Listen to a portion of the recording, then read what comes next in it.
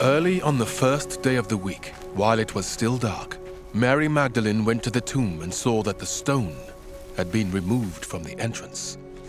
So she came running to Simon Peter and the other disciple, the one Jesus loved, and said, "They have taken the Lord out of the tomb, and we don't know where they have put him." So Peter and the other disciple started for the tomb. Both were running, but the other disciple outran Peter and reached the tomb first. He bent over and looked in at the strips of linen lying there, but did not go in. Then Simon Peter came along behind him and went straight into the tomb. He saw the strips of linen lying there, as well as the cloth that had been wrapped round Jesus' head. The cloth was still lying in its place, separate from the linen. Finally, the other disciple, who had reached the tomb first, also went inside. He saw and believed. They still did not understand from Scripture that Jesus had to rise from the dead. Then the disciples went back to where they were staying.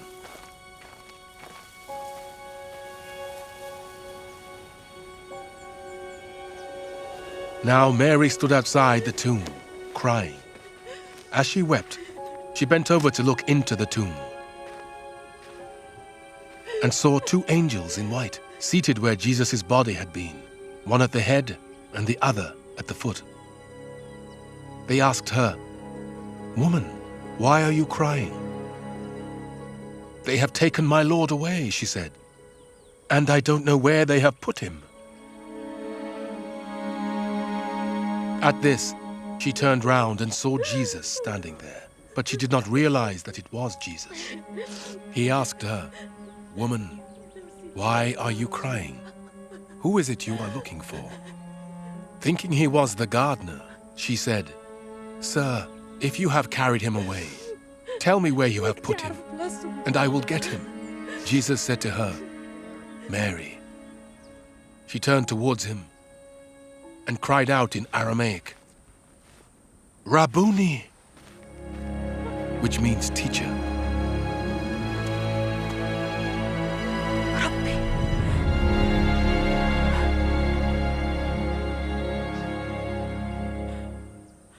Jesus said, "Do not hold on to me, for I have not yet ascended to the Father.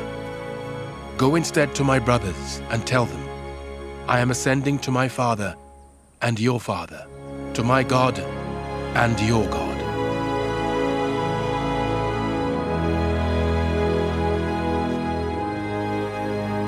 Mary Magdalene went to the disciples with the news, "I have seen the Lord," and she told them that he had said these things to her.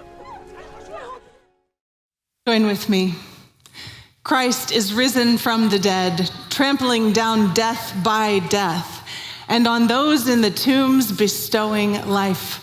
Alleluia. These are some of the first words we have from the earliest worship on Easter, thousands of years old, and yet what power and mystery and wonder they hold for us still on this Easter morning, trampling down death by death.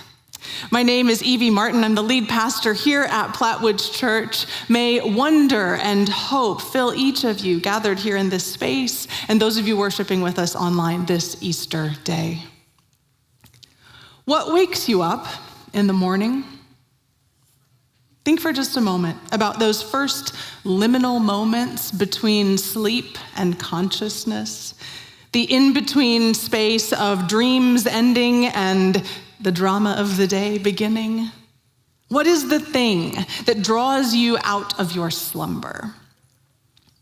My bedroom gets light pretty fast. I have yet to hang my room darkening curtains so the sunlight streams directly in right into my eyes if I'm sleeping on my left side facing the window. But even as the days have gotten longer and that sunrise comes earlier, I've noticed that's not what wakes me up. What wakes me is the dang birds. Some happy little finch that perches in a branch just behind the house singing an exuberant little tune that no one wants to hear at 5:27 in the morning. I love birds, really, I do. Or sometimes the finch is still sleeping, but that first Chicago flight out of MCI taking off to the south on runway 19R rumbles me out of my slumber. Or some days it's the fourth grader, while it's still dark, stepping on the creaky floorboard and pushing open the squeaky door that needs a little WD-40 to snuggle in with me for those last 30 minutes of sleep before the alarm goes off. Almost always, it's the sounds that wake me before the sights. The first Easter morning began before the sun came up. Resurrection was already in motion. We don't know at what hour, but so were grief and confusion and fear.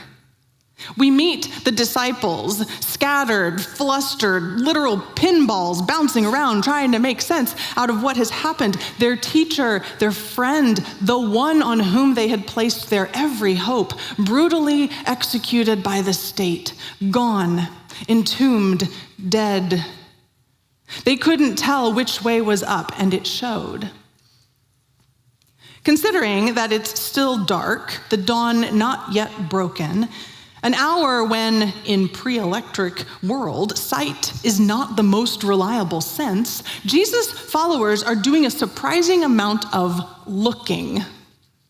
Think back through the story of that morning and all the looking that's going on. Mary arrives. She looks at the tomb. The stone is out of place. She gets Peter and presumably John. They come to look. Peter looks inside the tomb. He looks at the burial cloth.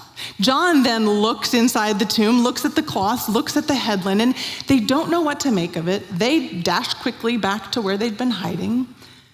Mary looks again. She looks now inside the tomb. She looks at the cloth. She looks and sees two angels. That feels like it should be significant, but it doesn't seem to faze her. She turns around. She looks directly at Jesus, doesn't make sense out of it, and looks away again.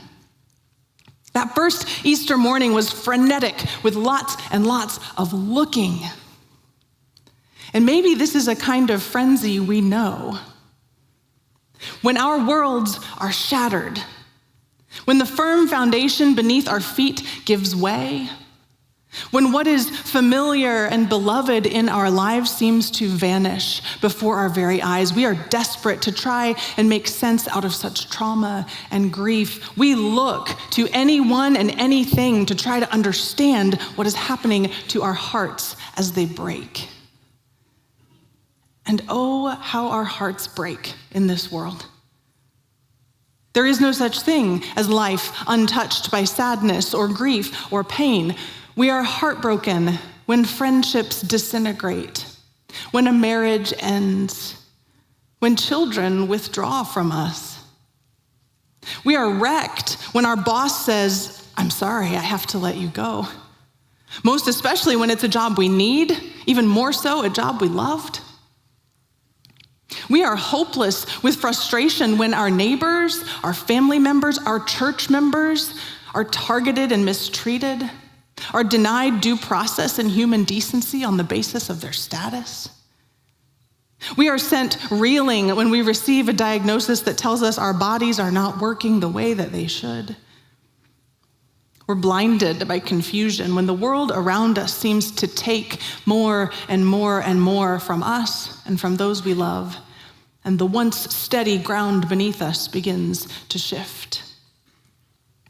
We are utterly lost when death takes someone from us. Oh, how our hearts break in this world. There's a line that appears throughout sacred choral music over the last several hundred years. In the midst of life, we are in death. And there is no end to the ways this is true. And when our hearts break in the midst of death, we look around in desperation and despair. We are starved for anything that will stop the swirling of our grief. We look to the news for explanation or excuse. We look to the past for precedent and justification. We look to substance to numb our pain.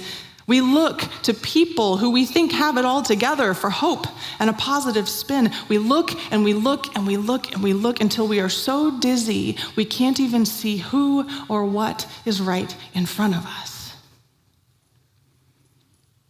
This is the downside to looking. It doesn't go well when we are trying to function in chaos and our mortality and despair. We are overstimulated, so nothing makes sense. We can't comprehend what is right in front of us because our hearts are fixated on pain. We are so afraid and distracted and uncertain that we don't even recognize what it is we are looking at. This is the moment with Mary that makes it clear she has spiraled in her grief and despair when she turns and looks right at Jesus, risen, standing, and she doesn't even know it's him. She's so distracted. She is so fixated on what she thinks she should be finding, a body that is not living. It's almost like she looks right past him. You know this experience. You've done this. Maybe in grief, but maybe also in other states of overwhelm, where you simply cannot give the attention needed in the search for what you are seeking. I believe the poster children for this sort of looking live in my home. Parents, you might be able to relate to this. A few weeks ago, I was making dinner. My feet were cold. I didn't have shoes on. I did not want to leave the stove to go upstairs and get my slippers. My boys were already up there playing. Boys, can you bring me a pair of my slippers? Where are they? Right inside my closet. I listened as the feet scurried overhead toward my closet. Silence, then scrambled back down the hall to their bedrooms. No slippers, nothing. Boys, slippers, we can't find them. There's a photo here, I believe. Two pairs of slippers. This is literally the view from the closet door. Maybe all the looking is not what we need as we find ourselves longing for life in the midst of death. Maybe the mystery and the miracle and the hope of resurrection is not to be found first in the looking. For Mary, it came in the listening. She had looked at the angels. She had looked at Jesus, and still his resurrection escaped her. But everything stopped spinning. The chaos ground to a halt when Jesus said her name. Mary.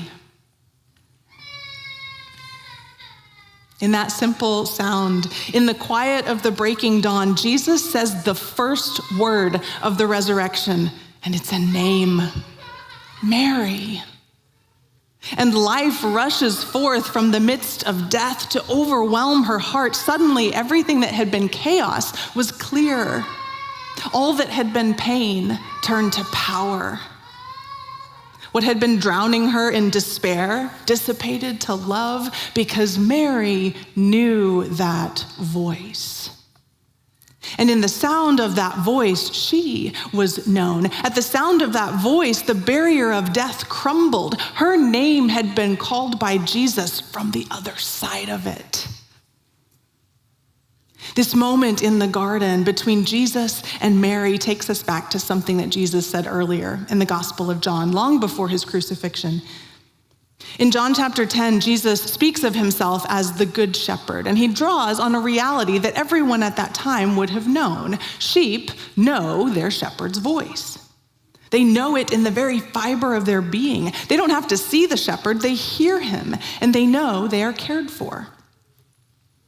The guard at the gate opens the gate for the sheep, and the sheep listen to his voice. He calls his own sheep by name and leads them out.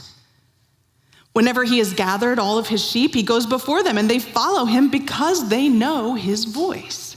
They won't follow a stranger, but will run away because they don't know the stranger's voice.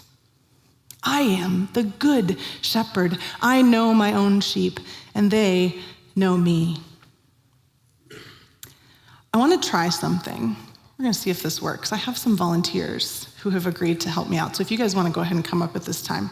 I want to see just how deeply voices and names dwell within us. What it looks like to know and to be known. So I got some kids. Kiddos, you come up on the stage. Grown-ups, you're going to stay down here on the floor. Come on over, Sam. I got Sam, I got Logan. Come on over, girls. Okay. All right, kids. Here's the experiment. I really hope this works. Okay, so kiddos, I'm gonna have you turn around and face the back, okay? And we're gonna go through, I'm gonna have you tell the congregation your name one at a time. And the grown-ups are gonna take turns saying your name, but you can't see which grown-up it is. So they're all gonna say your name. When you hear your grown-up say your name, I want you to turn around. Got it? So we start with Sam, you wanna go first? All right, Sam. Yeah, go ahead, turn around quick. Tell everyone your name. Sam. Okay, so grown-ups, we're gonna go one at a time. Harper. Hannah. Okay. We'll recap for the grown-ups so they make sure they remember. Okay, so Sam. So all three grown-ups in random order are gonna say, Sam, when you hear your grown-up say it, what are you gonna do? Turn around. Okay, let's go. He can't see. He doesn't have to close his eyes. Sam. Sam. Sam. Okay, Logan, we're gonna go do Logan next. You ready, Logan? Logan. Logan. Okay. Harper. Harper.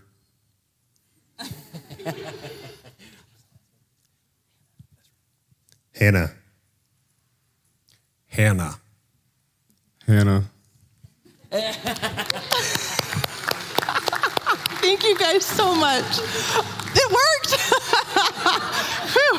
Okay, we got 2 services to go. I hope it goes the same in the other ones. Thank you all so much. You are known, and you know your grown-up's voice. You know your father's voice. Do you know what happens in your brain when someone says your name? Neuroscience shows us that when you hear someone say your name, the name you have been known by, the name you want to be known by, the name that is most you, multiple regions of your brain light up, not just one. It's not merely a cognitive function or an auditory response. The neuroscientific reference that I read literally said, it's like your neurons are doing a little happy dance every time they hear your name. You can practically see that with the kids up here just now. You know it in your own life. When you hear your name, especially from someone that you love, who is safe, who cherishes you, who knows you, your neural activity goes off the charts. Imagine, can we even, what happens within us when the voice of Jesus speaks our names like he did Mary's? When we listen and hear our name held in the heart of God beyond the barrier of death. I believe the resurrection truth is it doesn't just light up our brains, it lights up our whole life. The first word of resurrection for us is our name. Our worlds may be crumbling. Our futures may seem dim or uncertain, lost. We cannot imagine moving forward without a loved one, without direction, with the fear that resides in our hearts. Our eyes may be clouded by tears, by grief, by visions of how we thought it would be. We are looking in the wrong places, at the wrong things for life and hope. On Easter morning, in the midst of all that we cannot comprehend, we need to close our eyes and listen. It is the sounds that will awaken us today. Jesus is saying your name. Jesus is naming us to life, love, God. Life from the other side of death and despair knows your name and is calling you to rise to your feet now and live. Christ is risen. Christ is risen indeed. Alleluia. Amen.